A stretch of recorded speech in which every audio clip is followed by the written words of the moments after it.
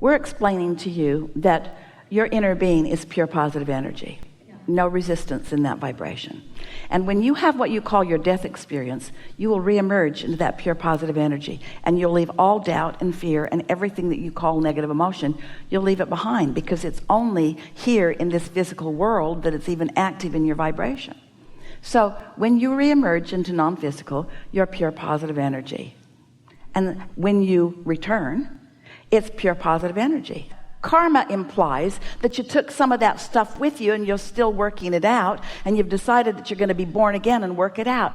What I thought that, when I die and I merge back to the pure positive energy, and I reborn into another body, into another life. Is it the same energy with the same attitudes that I died with that will be? Is it going to be me again? That is sort of born again?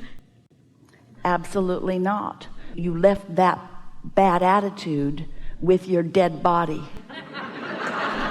And you reemerged into pure positive energy, and it's from that stance that you returned. Thank you. That's what I wanted to hear. Then there is no karma as such then. Not that kind of karma. There's this kind of karma. I am the creator of my own experience, and I've known this from the beginning of my beingness. And I eagerly stand sometimes in a non-physical stance where I intend to come into the physical experience to explore and become more. There's that, if you want to call it intentionality. You can't get it done, and you can't get it wrong. And so how could there be that? What that is, that's an explanation. Okay, so go back to these piles of people that we've been talking about. That's an explanation that came from people who were not under the influence of source when they cooked it up. It's the same way that a lot of you feel. It's easy to understand when you want more than anything for life to go well for you, and it isn't going well. So you stand in that state of confusion. Why isn't life going better for me? And then you make stuff up to explain it.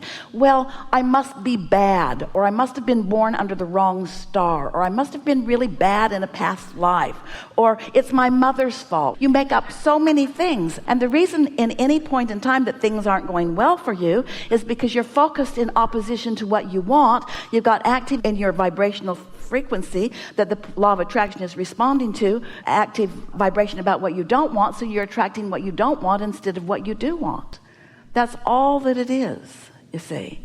Let's say that there's a student in school, and this student does really well a lot of the time, but for whatever reason, he's off on the wrong foot this day and not feeling good. And so he makes a choice that isn't a good choice. Then parents or teachers want to hold him to that. They want to say, and all it was just a disconnection in the moment, but they make more of it by now giving him this mark or this label or this expectation, you see. And these negative expectations, this is what we want you to hear about however it is you're approaching karma. Negative expectations are never carried on by non-physical or by your inner being. They are always the negative byproduct of man's disconnected thought. And so is the devil, and so is evil, and so is all of that stuff that you push against. There's only one stream, and it's a stream of well-being which you are allowing or you're not allowing in the moment, and you can tell what you're doing by the way you feel. That's all. That's all there is. Who decides? How is it decided who is born into which sort of level of contrast? Say it again, we can't understand you. How is it decided into what level of what intensity of contrast is the soul born into, or the consciousness born into? You create your own reality. What do you think? Well, upstairs. I mean, You create your own reality. Yeah. What do you think? You are a pure positive energy being. You see, as humans, you've gotten so used to categorizing each other and putting each other in different levels and hoping that you're in the right level, but worrying about everybody else who surely can't be. And then you want to assign some arbitrator the responsibility of judging you and defining you and giving you these blessings and these benefits or these curses and these condemnations. And all of that is man's mixed up approach to life. None of that is real except that as man has conjured it to be. Well-being is dominant. It always has been and it always will be. And think about how these thoughts feel. Yuck. There's someone who's decided that I'm not appropriate, and now I can't do anything about it because it happened to past life, and so now I just have to live out the negative ramifications of whatever I lived before that I don't remember. Who makes this stuff up? We'll tell you who makes it up. People who are unhappy while they're making it up. People who are not tuned in, tapped in, turned on. That's who's making that up. We want you to feel the wholeness of who you are.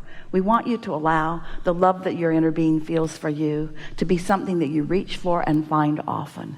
Because after a little while, as you begin deliberately calibrating yourself to the vibration of source, and the well-being is raining down around you like it always is, but you're letting more of it in, what begins to happen is you begin to feel so blessed that you know for sure by your own positive point of attraction and letting it in, that that stuff that you've been hearing about all those other things cannot possibly be true.